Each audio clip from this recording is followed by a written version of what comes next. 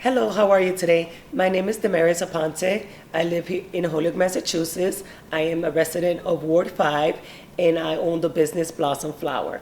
Here we are today with Brenna Murphy McGee, and we're going to ask her some questions because she is the city clerk and the voter registrar of Holyoke.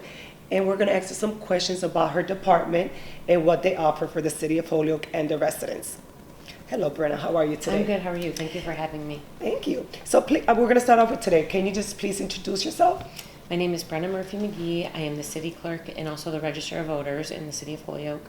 I've been in the office for 9 years, and prior to that, I was on the Holyoke City Council for 4 years before running for office. I also am a lifelong Holyoke resident. I was born and raised here. I never left. I purchased a home when I was 26, the same time I was running for city council, and then shortly after that I ran for city clerk and am in the house that I was in 7 years ago. Nice. Well, another question is, I have a few questions I'm going to ask today. So another question we have today is, what are the main reasons people would contact your office? So my office actually is basically, I would consider like the hub of the city. We have so many different reasons people come into our office. One of the busiest things we do is vital records, birth records, marriage records, death records. So we have people coming in basically for all aspects of life.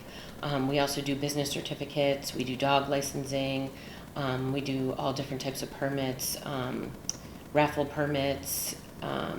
We also are in charge of the city council agenda minutes, so we also take in all of the records that are going to be presented to the city council. So we work with pretty much all the departments throughout the city. We also run elections and do voter registration. So that's basically, two different offices pulled into one. We also are in charge of doing the city census on a yearly basis, which is different than the federal census. So we do that yearly in the beginning of every year as well. Nice.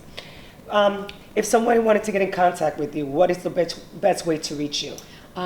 We can be reached by email, we can be reached by telephone. Our office is always open from 8:30 to 4:30. Myself and my assistant Irma are usually there any time between 7 and 7:30 as well. And we're always taking knocks at the door earlier in the morning for people that can't come after the 8:30 time. I know that can be a tough time for some people with working hours.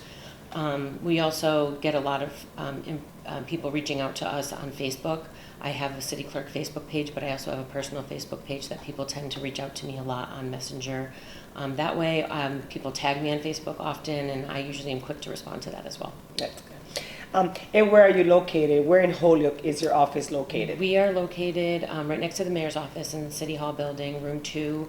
It's on the first floor of City Hall. And in the office, in the city clerk office, is there someone that speaks Spanish in the city clerk's office?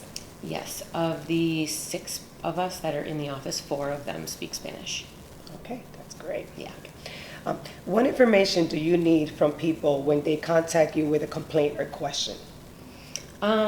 We usually just would, need their name, their address, what the complaint was, and then just, for us able to get back to them after we look into it. Or if it's not a complaint that has to do with our office, we're able to help direct them in the right direction. Okay. What steps are taken if a citizen calls with a complaint or issue that your department can assist with?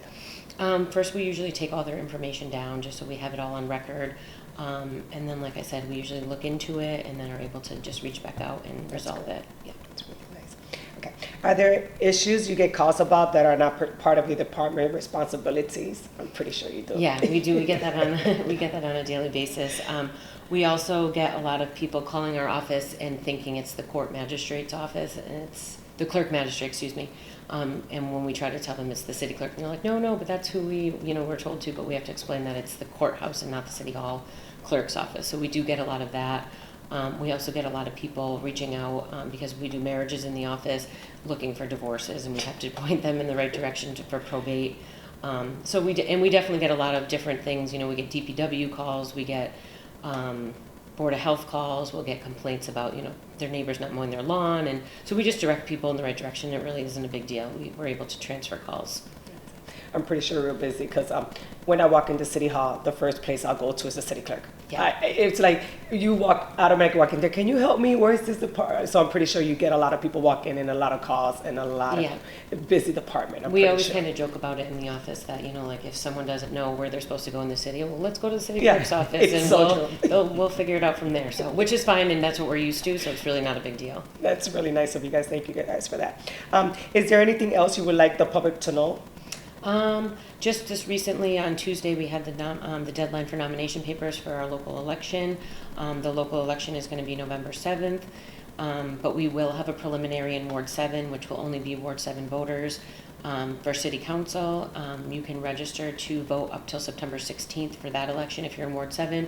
Otherwise, the rest of the residents in the city have until October 28th to register to vote for the November 7th election.